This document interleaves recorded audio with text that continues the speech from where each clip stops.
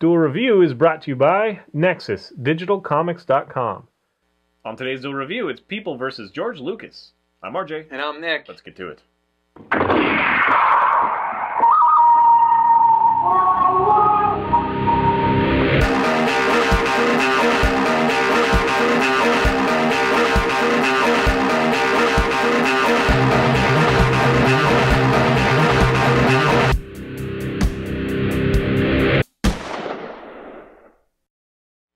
Hey everybody, today is the 13th of February, and we're taking a look at the documentary People versus George Lucas. That's right, and this documentary came out in 2010 and looks at our love-hate relationship with George Lucas, creator of Star Wars.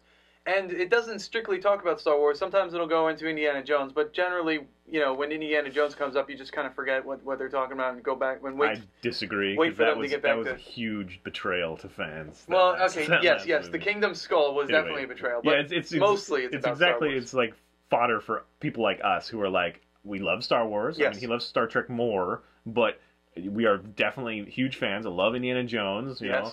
But, yes, he has totally screwed over both franchises. But it's still one of those things, like, until he sold Star Wars to Disney, it was like, well, if he ever makes another one, maybe it'll be okay. You know what I mean? Like, you still want to love it. And, you know, we've loved the Clone Wars and stuff, which he has nothing to do with. You know, that's great. Anyway, I'm sorry. Go ahead. Continue. Found it on Netflix. It's on Netflix right now. Yes, it is on Netflix, so go watch it. So basically, what happens is you have Star Wars, and you have all the limitations that he had in creating Star Wars, and then you have... years later, he remakes it, he remasters it, touches it up, and then he puts out another set which has all new things, and he just keeps on changing this property of his until we, the audience, are, you know, who have grown so attached to the original, who just have fallen in love with the story, the characters, and everything else about it, that these changes are betraying us, you know? Like the whole thing, you must have heard it, who shot first, Han Solo or Guido? Well, technically, in the original, Han Solo shot first, but the remastered version said, oh, Han Solo's too much of a, you know, he's too cruel. Yeah, he's too cruel to shoot first. He needs to be conscientious, so he's not going to shoot first. Right. So they make Guido shoot first, but that destroys his character. That one little change completely destroys his character, and I completely agree with that. I wouldn't say destroys it, but it changes it. I mean, that's the argument, is like, well, he's the director, it's his property, so he can do whatever he wants. The problem, I think, mostly... I mean, yes, I hate that he changed it in the first place, but mostly it's because I can't get the old versions, like in a Blu-ray or DVD, or I can't get the old version. I hate the frickin' Ewok song now. I hate it. I frickin' hate it. Yes. I loved it before. I have a theory on that, actually.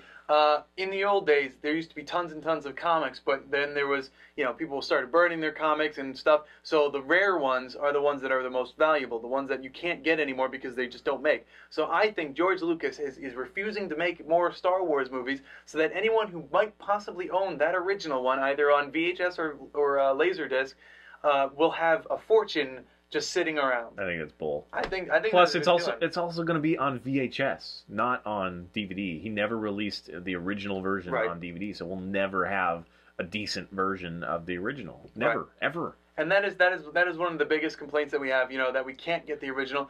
And what's odd is that back in the day, George Lucas actually went to court and fought for the right not to change black and white, not to color it in. So any movie that was black and white, they wanted to put into color like they have been doing.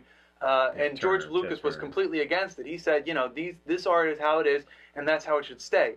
So he betrayed his own, for him to do it. Although I believe his argument then was also the companies don't own it, so they don't have the right. They don't have a say in whether or not it gets turned into black and white. But even still, you know, you put an art out, and once it's out, once people have seen it, that's how you kind of have to leave it, in my opinion. I've been a huge proponent for years that George Lucas was his best when he was young enough that people kept him in check. Like, he let other people influence him. Because now that he has just dead to rights, he screws up. It's, you know, so bad, the property. The last 3 Star Wars are a perfect example. I don't know anybody outside of somebody who was like 6 when it came out that really enjoys those films as much as the first one. Well, see, that's another argument that they had, which was, when we were young, we fell in love with Star Wars, so maybe the young now will fall in love with the, you know, 1, 2, and 3, Phantom Menace and onward. But also, you know, it does, even if you agree to that, it does this thing where it betrays the movies before came after, you know, in chronological order. Right. So to make it a scientific thing, you know what I mean, the Force. Yes. And then that is a total betrayal of the core of the Star Wars. Right. So yeah, it doesn't jive with me. That doesn't make any sense. No, you're absolutely right. But what they were arguing Gotcha. was, you know, Star Wars when it first came out, you know, the kids fell in love with it, and now the new trilogy, the stupid one, with Jar Jar Binks, that's the ones that the kids fall in love with. In fact, they defended Jar Jar Binks, saying that you know, that the kids would fall in love with. I'm saying, but they defended Jar Jar Binks, saying that the kids would like him because we fell in love with the Ewoks. So why wouldn't he fall in love with the Gungans? It does have a little bit of the guy who played, what's his name? The guy who played Jar Jar in the movie, doesn't it? In that documentary. I think so. Yes. Yeah, and so I kind of have a heart for him because he didn't know that he was stepping into, you know, the whirlwind of hatred that he did. But I mean, I'm sure there are always going to be some people that defend that. But I've never heard anybody say that I like the first three movies better unless they were like 6 or 4 when they grew up. But these are the people who are going to be growing up and loving the franchise, and that's that's what I imagine George Lucas was looking at is dollar points. You know, well, I guess these are the people who have to merchandise. It's fairly unprecedented because we haven't seen, you know, a franchise take this long and be the complete same world, except for, I mean, maybe Superman. I don't know because they keep reinventing it though. But what I'm saying is that we don't really have too much of a test of time. And prove me, disprove me if I'm wrong. Tell me what I'm missing if I'm wrong, to see whether that's true or not. Because I suspect that there's a way to make it appealing to multiple generations and still be true to the same property. It's like that takes artistry, you know. And I don't think George Lucas has that in a lot of ways. And if he does, he must have lost it. Right, I completely agree. I think don't get me wrong. It has a place of honor, and he did brilliant stuff in the beginning. But I think it was also because he allowed other people to temper his ideas. That's what I really think it is. So he's not an idiot. He's not completely void of talent. I just think that he doesn't know when to say no. Yeah, to himself. To himself. Right, I agree with that. Yeah, and because he's hyped himself up, you know, he's had so much success that he believes maybe that he can't do wrong. Yeah. So maybe that's what happened. But yeah, I completely agree that I hate midichlorians. That should never have come up. And the Jar Jar Binks character, I think, you know, they could have done comic relief in another way. Well, and they also, the inconsistencies with lightsabers and stuff like that is bad too, but that's almost forgivable in a way. And, you know, we got Grievous out of it and stuff. I still love Grievous. But I love his origin more. Like, we see some of that in the Clone Wars, where we see a lot of it in the Clone Wars, and I really enjoy that. So, so that's the thing, is like, Clone Wars, awesome. Like, the TV show, it's been great. A lot of the other fiction that surrounded, that other people have taken, a lot of the video game, you know, and their plots, especially like, you know, Old Republic and all that stuff. Right. It does a great job, and it fits, and the young generations love it, and it stays true to his original vision. So I totally disagree with, you know, the whole, it's just a generational thing that we don't get it. I think it's just bad storytelling. Honestly, he broke it. I mean, if Star Wars, the new thing, was its thing, then it would be different. And yes, it would be held up to the same candle, and people would probably embrace it a little bit more. But because it's attached to something that was so different. Okay, curiously, what's the bigger betrayal? The latest trilogy, I should say, or changing the original trilogy?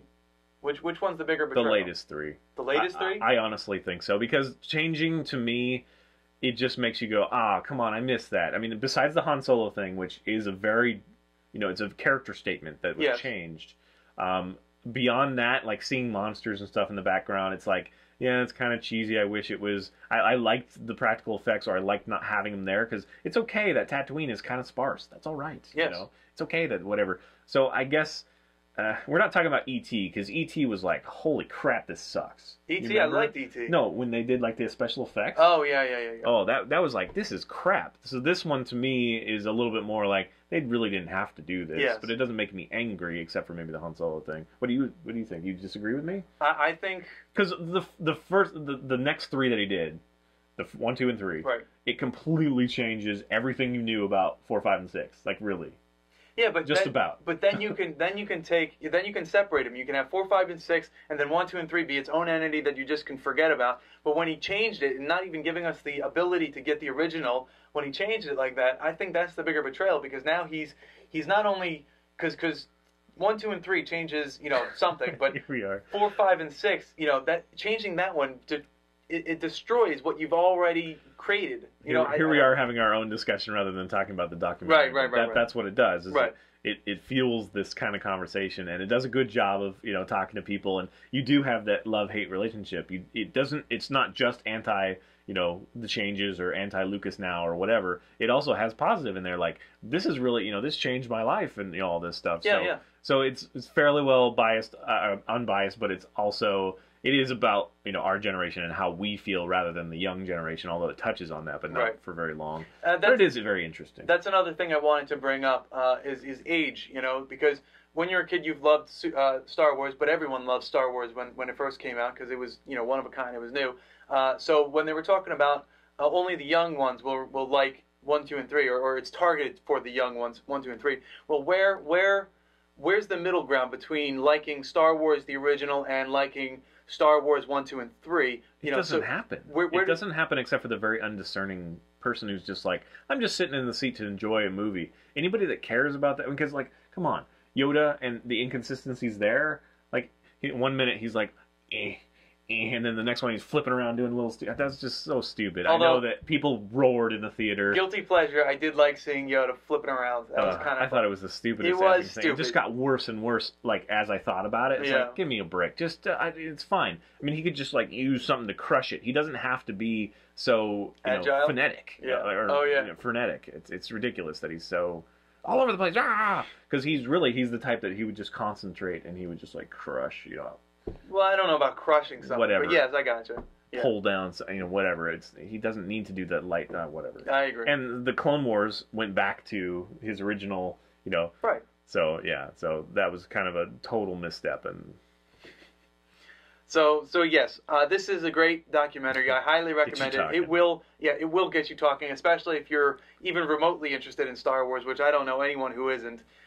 So yeah, go watch it. It's on Netflix. It's one of those things that I give Lucas a lot of props because THX and LucasArts is everywhere. Yes. Now that he's sold it off, we'll see what happens. I hope that they can maintain. But Disney's actually I've been impressed with what they did with Marvel so far. They haven't really merchandised the hell out of it, and they haven't changed a whole lot yet. So hopefully they won't. They'll keep their hands off and let the creators do their thing. I'm hoping for a Kingdom Hearts thing to happen. Yeah, that'd be awesome. Yeah, with Marvel, Yeah. But I just hope that, in Star Wars, Yeah, with Star Wars now. Oh my God, that'd be so awesome. But I hope that Star Wars, follows suit. Right. And the people that have the hold of the TV show and all the branding and stuff lately keep hold of it. Right. But yeah, so Lucas, it's interesting. I wonder if we'll get. Another documentary that we might be doing next is Trek Nation. It's about Gene Roddenberry. His son did a documentary about him, and as a young kid, he didn't really know his father that much, and he was a 17-year-old when he died, and so it's him exploring Star Trek and figuring out why people love it so much. And I wonder if we'll have the same thing for Lucas's son, because as it is, it sounds like he really wants nothing to do with it. In fact, in the Star Trek Nation documentary, he references that because he actually gets to talk to Lucas. So that's very interesting. And so it'll be interesting to see what his own family thinks about it, future generations. And, my nephew, he enjoys 1, 2, and 3 because he was, 6 when they came out kind of thing. And it'll be interesting to see if his mind changes and he embraces the old ones, or if he stays, likes the first one. Because, yes, the old ones, even though they were technically way ahead of their time kind of thing. I mean, they were leading edge. They are somewhat dated now. Yes, absolutely. I still think they hold up really darn well, but I haven't seen the original in a while. Thank you, Lucas. Yeah, really.